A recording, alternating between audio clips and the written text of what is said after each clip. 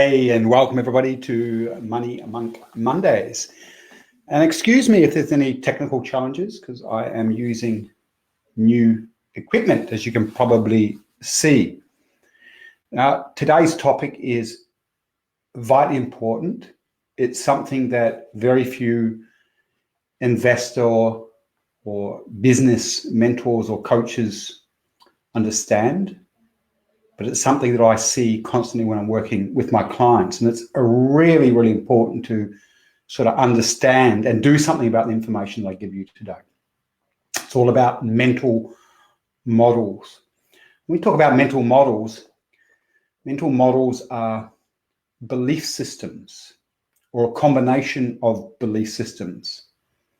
And those belief systems can be about things out there. It can be about self. And what I experience all the time working with investors and entrepreneurs is their mental models won't allow them to make money easily. We're going to talk about what making money easily means. So from my perspective, a successful investor or a successful business person will have two elements that kind of prove their success. The first one is profit, obviously. If you are in the game of making money, which you are as an investor or as a business person, your scorecard is the money you make. But the second one is free time. So when you've got a lot of profit and a lot of free time, you can live an exceptional lifestyle. Now, very few business owners or investors ever reach that stage of development. And it's interesting because they don't reach that stage of development because this thing here, their mental models won't allow it. I'll do my best to explain that in a moment. Before we get into that, actually, I'd like to say this, because I think this is really important to understand. To build a business that gives you profit and free time is easier than building a business that gives you just profit.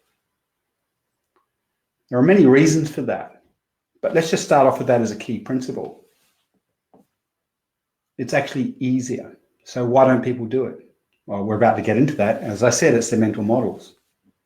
If you can build a business, and we'll leave investing to the side for a moment, if you can build a business that runs without your constant input, so you've got time freedom that makes you money, not only does that give you a great lifestyle, but it also is the kind of business that sells for a lot of money. You see, investors don't want to buy a business that gives them a job. They want to buy a business so it runs without them and gives them good return on their investment. So it's quite fascinating, isn't it then? So the businesses that can give you the best lifestyle are also the businesses that sell for the most, but most people will never build that type of business. Again, because of their mental models. Again, because of their programming. Rule number one, turn phones off, Perry, before presenting.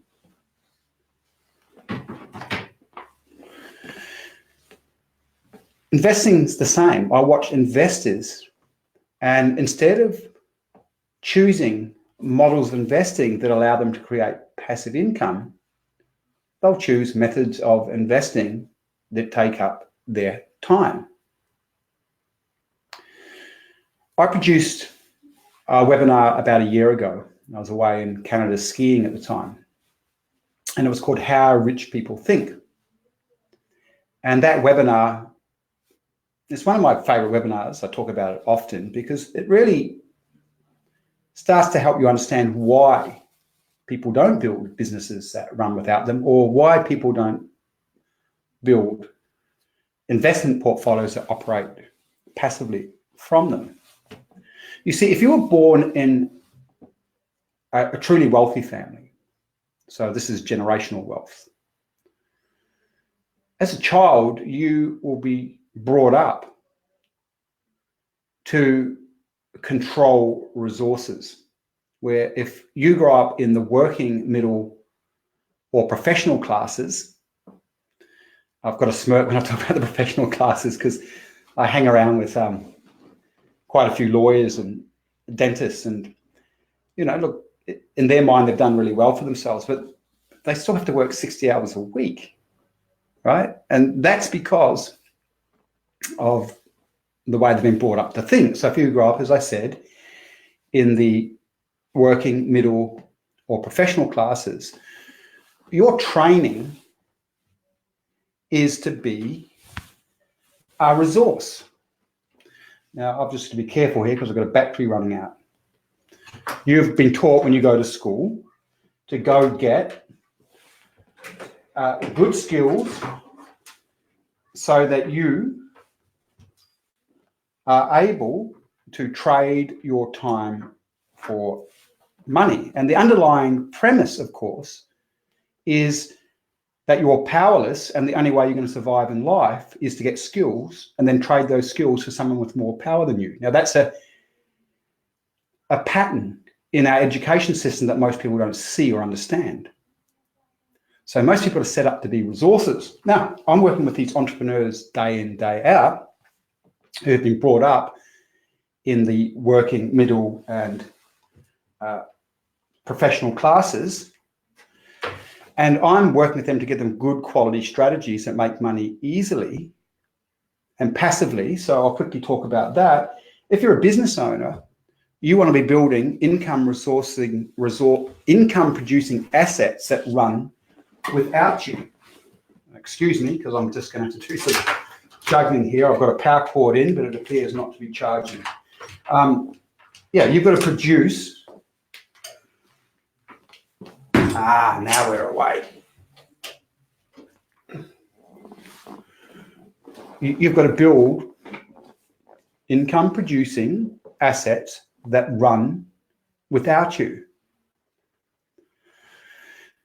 This is how you create passive income, meaning that you have profitability and free time. And as I said, and it's important to go back to that key principle, it's actually easier than building the kind of business that most people build and are trained to build from birth because they come from the working, middle, and upper class.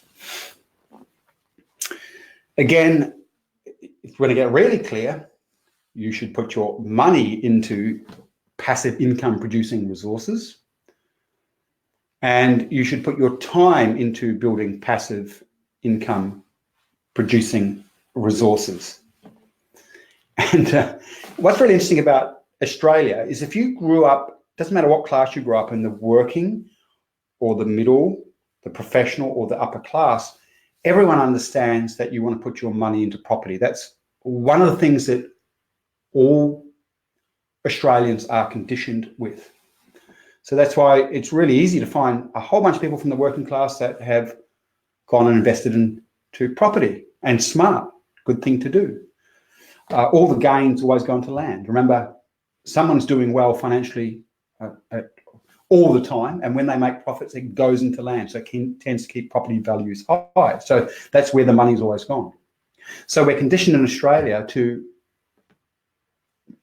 invest.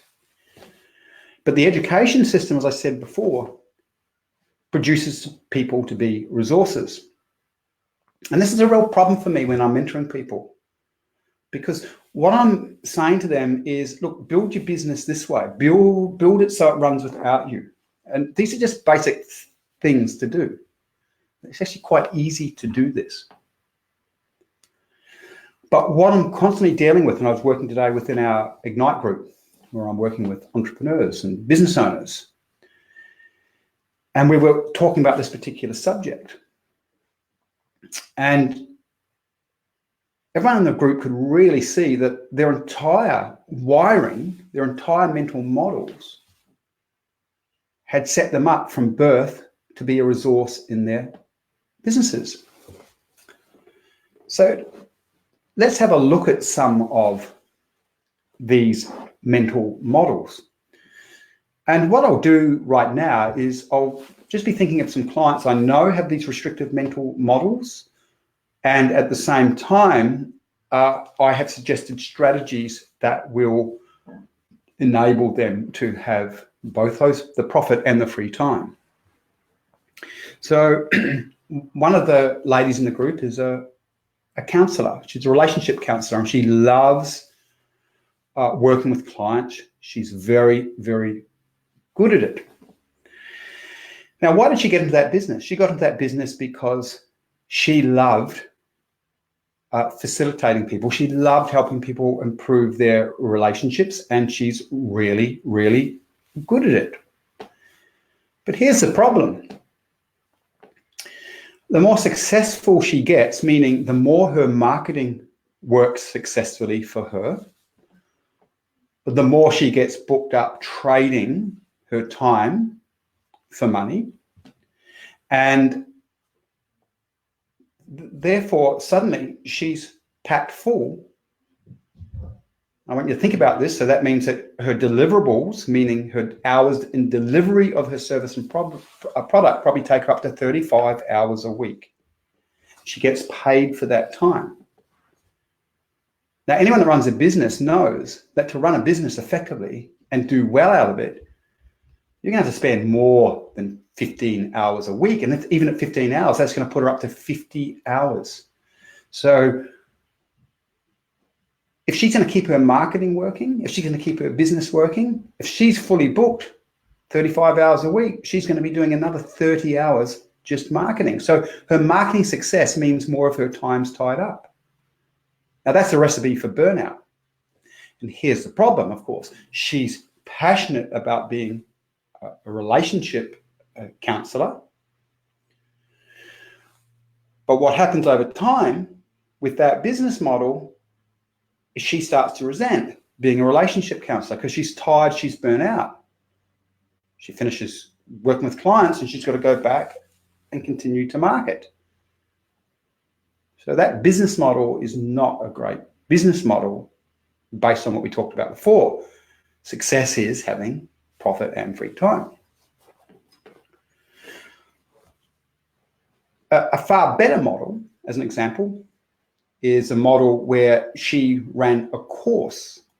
Now, that course could be a standalone course, or it could be a live course that she runs over 6 weeks or 12 weeks. Where now it's just a course that's standalone, which means she records all the trainings, sets it up, and that gets sold. Then deliverables don't take her any time. She just has to produce that content once, put it into a course format, and then she could spend 30 hours a week marketing or 20 hours a week marketing, and there would be no time in deliverable. So, of course, this starts to bring the equation into something that's a bit more likable. She doesn't have to deliver the service or product. She can just concentrate on marketing. The more time she spends marketing and selling, the more money that's made, but she doesn't have to deliver the product because it's been built once. Makes sense, doesn't it? From the back of that, she could choose, if she wanted, to take on some clients at a more premium cost because the course itself would have positioned her higher, made her stand out. If people do her courses, they're going to choose her as the relationship counselor. Or as she actually has done this over the last little while, she could also have clients that do the course go and work with one of the relationship counselors that she's now employed because she's starting to put many of these things into place in her business.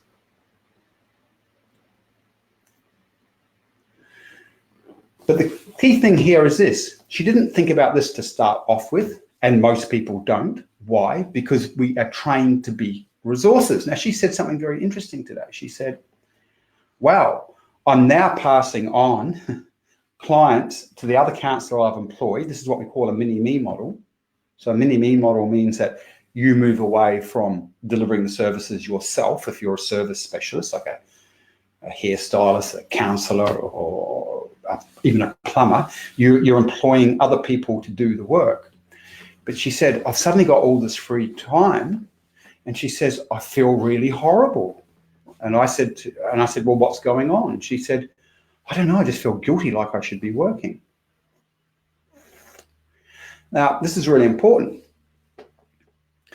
What happens with the mental models that make her feel guilty, and we're going to talk about where they come from in a second, because you're most likely got these. Those mental models, I feel guilty, I'm not working. They dumb down her, what we call her strategic mind or her entrepreneurial mind, that guilt, those emotions. So I'll show you this. A high-level entrepreneur who has superior mental models, and a superior mental model might look like this. I only build income producing assets that operate without me. That would be a really good mental model to apply to any business that you're developing.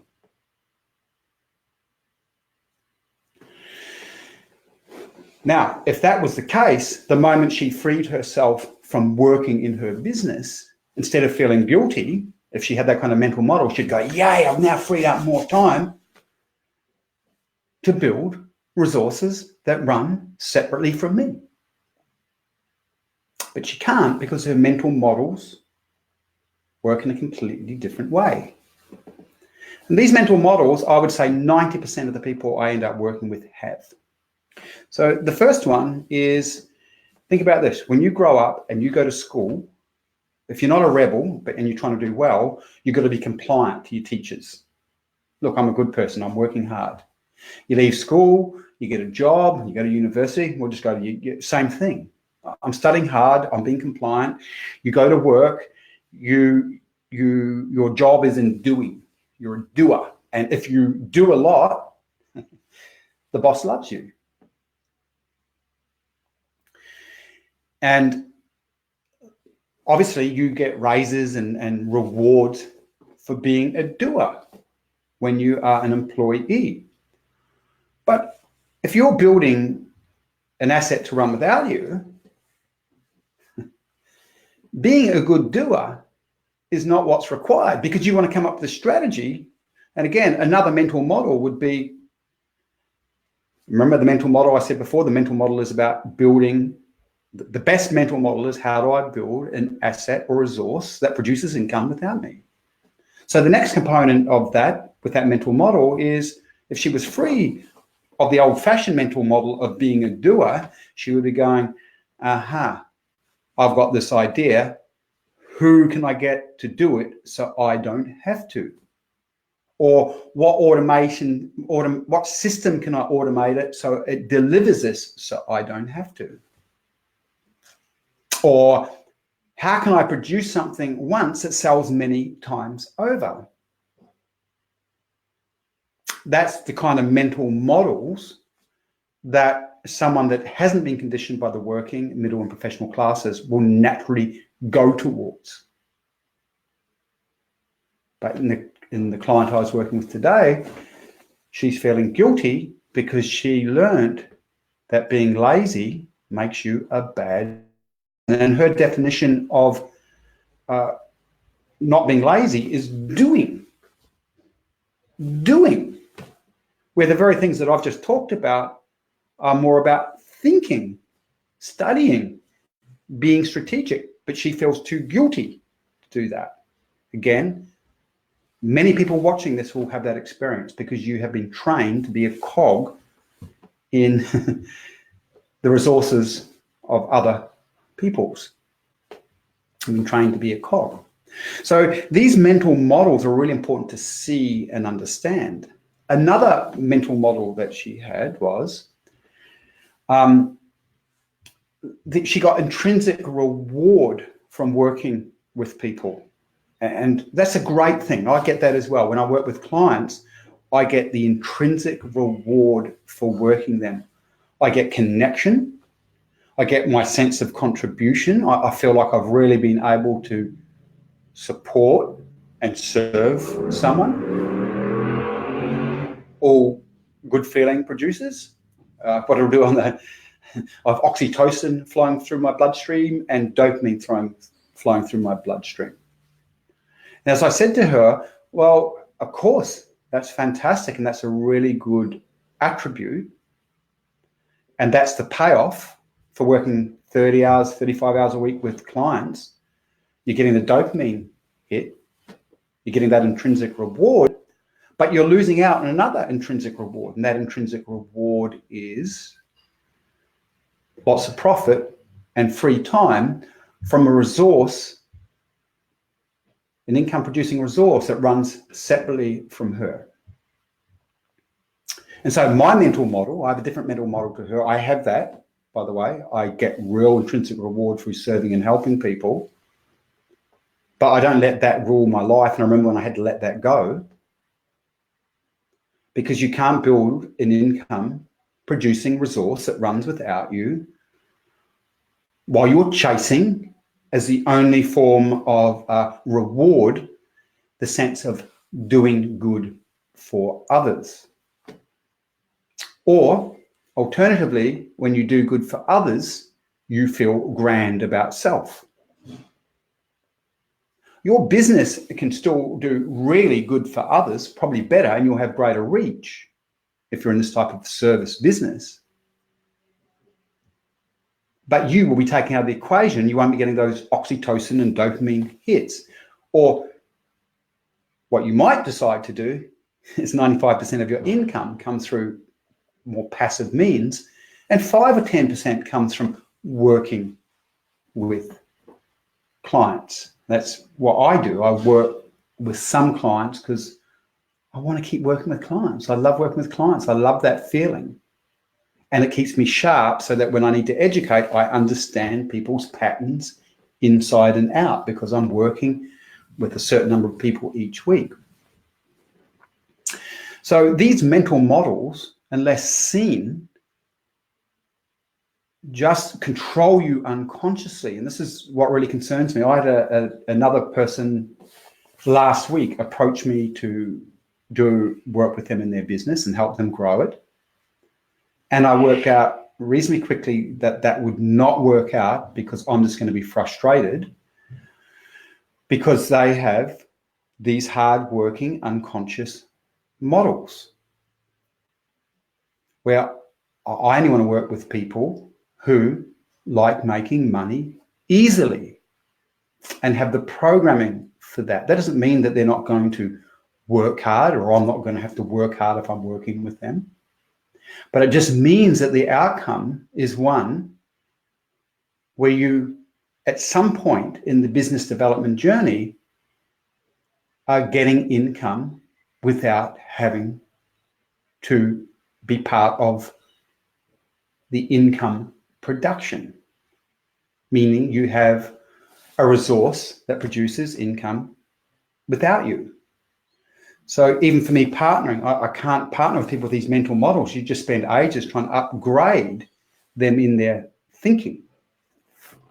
And for the most part, people are unconscious that they've got these mental models. And by the way, if you're watching this, you won't be seeing your mental models. You need to come and work with someone like me who can see and help you explore your mental models because you won't see them. This is the problem with mental models. You've been programmed with them.